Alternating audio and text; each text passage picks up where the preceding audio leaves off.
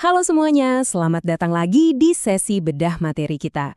Nah, hari ini kita bakal ngebahas satu topik yang jujur aja sering banget bikin pelajar ketar-ketir.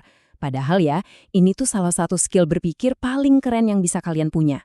Kita bakal membedah insight menarik dari sebuah podcast animasi karya teman-teman dari kelas 11 F2, yaitu Alfi dan Nayara. Mereka membahas tuntas soal kekuatan tersembunyi di balik sebuah karya tulis ilmiah.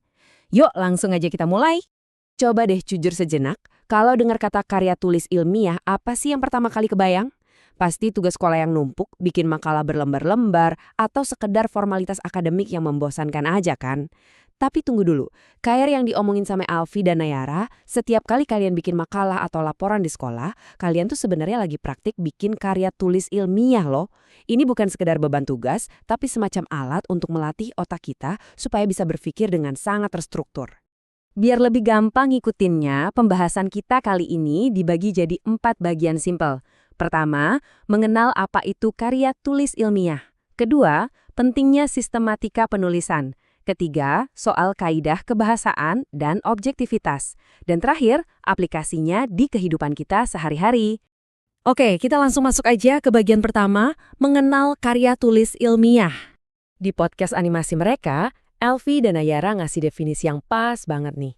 Karya tulis ilmiah itu pada dasarnya berdiri di atas 3 pilar utama.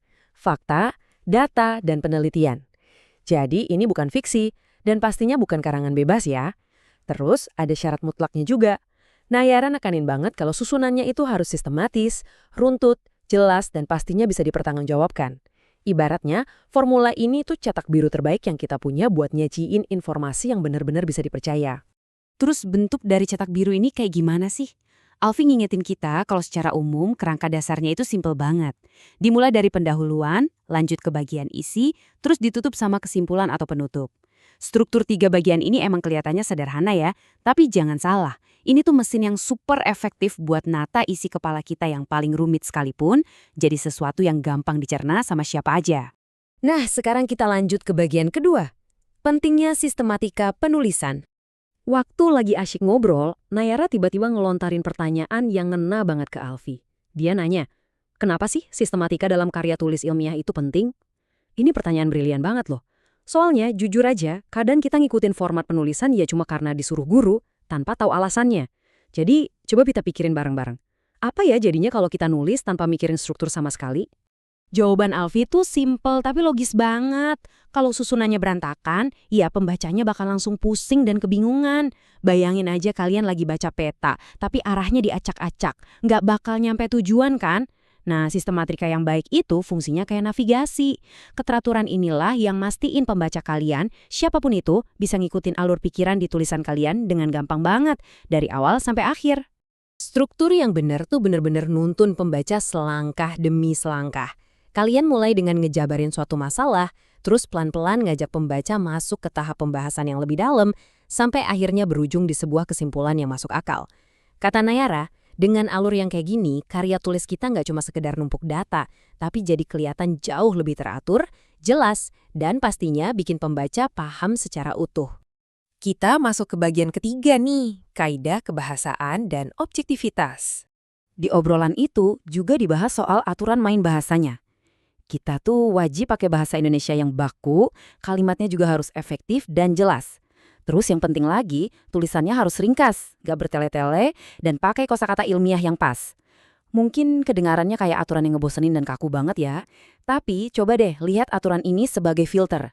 Filter ini tuh ampuh banget buat nyingkirin kebingungan dan ngejamin pesan kalian tersampaikan dengan super jernih. Dan ini bawa kita ke satu aturan emas, yaitu objektivitas. Alfi negasin satu prinsip penting banget, isi tulisan ilmiah itu harus selalu bersumber dari fakta objektif yang bisa dicek kebenarannya, bukan cuma sekedar opini atau pendapat pribadi si penulis doang. Intinya sih, kalau kalian nggak bisa ngebuktiin hal itu pakai data, berarti itu nggak pantas masuk ke dalam karya tulis ilmiah kalian. Terakhir, kita nyampe di bagian keempat, aplikasi dalam kehidupan sehari-hari. Ini nih bagian yang menurut saya paling seru. Alfi dan Nayara ngasih contoh skenario yang pastinya sering banget kita temuin. Gimana kalau kita mau menyelidiki masalah nyata? Misalnya, kenapa sih lingkungan sekolah kita bisa kotor? Ini kan bukan cuma bahan buat ngomel-ngomel aja ya, tapi ini masalah yang sebenarnya bisa banget kita selesaikan pakai pendekatan ilmiah yang baru aja kita bahas.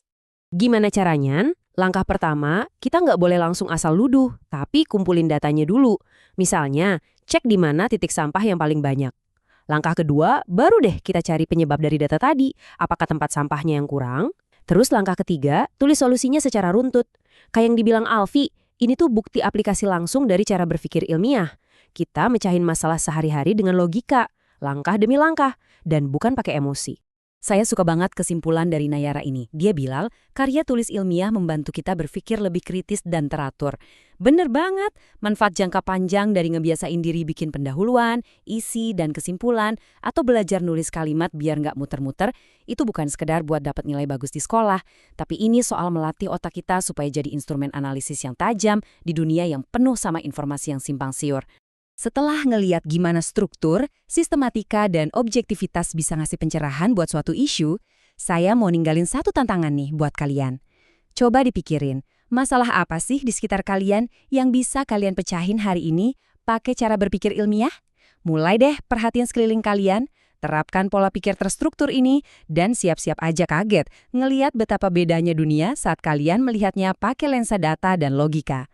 Teruslah berpikir kritis dan sampai ketemu lagi di sesi bedah materi kita selanjutnya.